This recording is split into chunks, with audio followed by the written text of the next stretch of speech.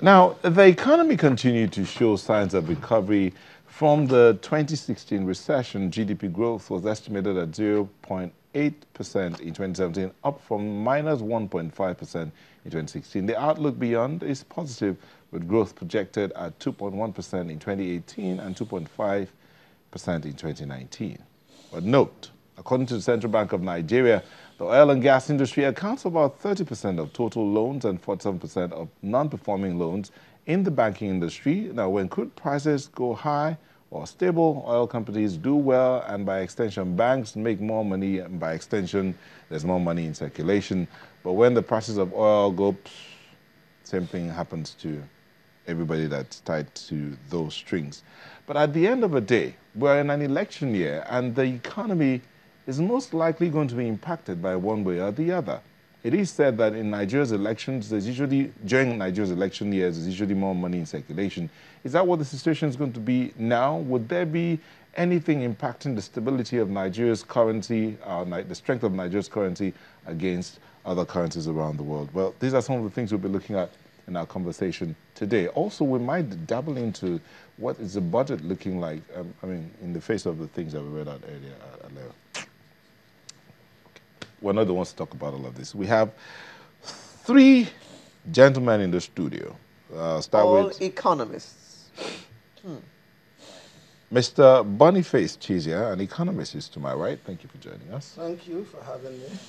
And next to Alera is Mr. Charles Iyore, a financial analyst. Thank you. Good morning. And Dr. Bongo Adi, an economist. Thank you very much. And Happy New Year. Thank you. Let's start with the financial analyst, Mr. Iyore. Yes.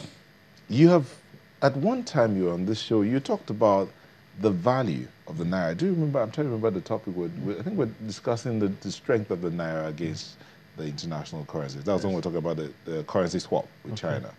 Now, but today, let's analyze the Nigerian economy vis-a-vis our Naira against the other currencies of the world. What have you seen in your observations? Well, I'll say we still haven't made any progress at all. The Naira, if you look at it from the point of view of purchasing power parities, is still not punching its weight, basically. The cost of borrowing, which is the dimension of money, is still beyond and makes it impossible for you to have serious production. And the final part, which is the value that the currency holds, is eroded on a daily basis. So there's all three counts. Now, there's agreement, basically, that the main reason is that people are earning money which they haven't worked on, otherwise called corruption. But what I see basically on a daily basis is that every figure of corruption that you bring is bigger than the one before it. And you ask yourself, how come you can take so much money for such a long time and nobody knows about it? So I see there's a bit of political will to fight and police corruption. But you don't fight and police corruption if you cannot follow the money. I mean, Boko Haram is going to continue for as long as we can fund those who fight you. You must be able to follow the money. Your commerce must be smart. You must find out a way, how come every time someone is caught for graft has taken more money than the previous? Those are the key issues. So if you've got political will and lack the essential skills to correct those loopholes, you might be on the hide into nothing. I can answer that question, Charles. Okay, yes. How come the figure is higher the next time than the last? Yes. Yes, I can tell you why. Why? Because the last time there was no punishment. So I believe that if he got away with it, I can do a bigger one and I can get away with it too. No, there are two things. You see, a system that allows you to take 500 billion, 1 billion, 2 billion. Yes, the man is a thief, but the problem is you got a very seriously flawed system. What you're doing is policing corruption. You're taking people and punishing them. A system that allows that to happen means your commerce is not smart. So it should not be allowed to happen in the first instance. You need to begin to find out how is happening. I mean, whether you want, I'm sorry, I have to say this on television, but all the killings you're seeing in Boko Haram, people pay for the killings to destabilize the country. They used to do it on polar basis of East and West. Now people are killing you because you think you don't hold their views and ideas. And you can't follow the money that's coming in. There's no proof. You don't have any proof of that. The what? Prove that what? Or those killings are paid for. I can give you proof. The the quality of arsenal that they have is far, far superior to what you have. And I know that if you follow it properly, you find that the money comes in through somewhere, through Sudan into place. People get paid for every time. If every time you report it on television, it means success for them. Which is why when we have fighting IRA in England, John Adams will be on television but will not hear his voice. You don't give them a voice. Who's paying them? Who's paying? Who's paying? Nobody gets paid for. Nothing does good. I mean, like I told you, it's not something that we should discuss on national television. All right. But if they seek to do it, we will let them know. It's all about payments, and you not being able to follow the money. Proceeds of corruption. Following the money, issues of the Naira parity and following the money. Dr. Adi, I'll come up to you, Mr. Chizia. We had a projection of 2.1 in 2018. Growth projection of 2.1 in 2018. Do you think it was met? And how do you think that affected, or the progress in 2018, how did it affect the strength of the Naira and the value?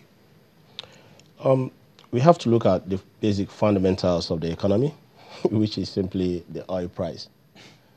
Okay, so what happened to oil price over the course of the year?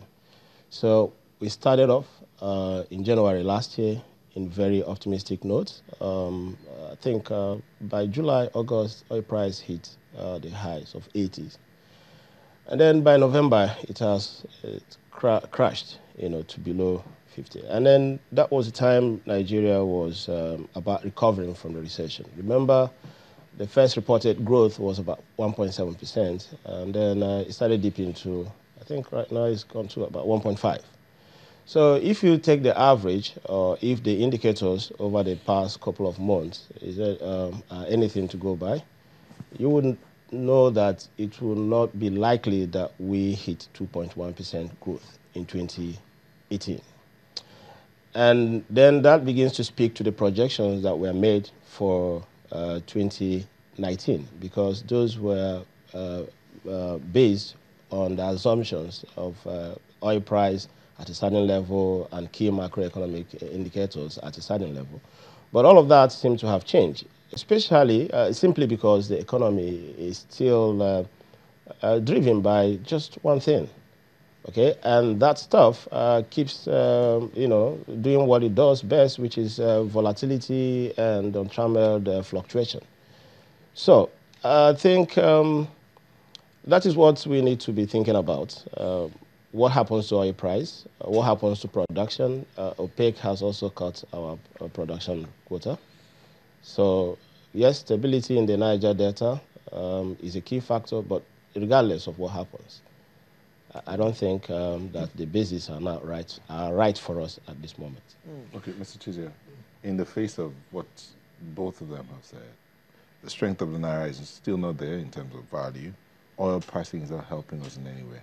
We understand the government continues to insist the economy is diversified, and they're projecting 2.5 in 2019.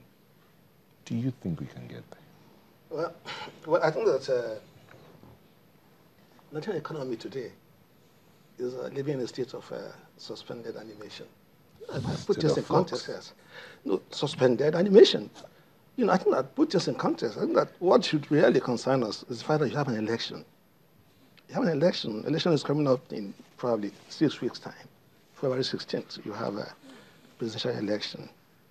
Now, everything about this economy, everything that happened to this economy going forward, everything that happened in 2019 to this economy, they are all dependent on the outcome of this election that we are expecting. This is most important. Now, if you look at the economy, you look at what's happened, towards the coming close to the end of 2018, everything within the economy, everywhere, people are either have voted, they've left, the portfolio investors have left because of the uncertainty in the economy. The risk factor in the economy has heightened.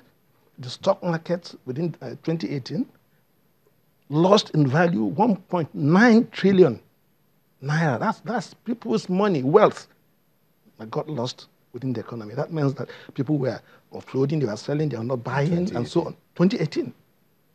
People were selling, they were not buying,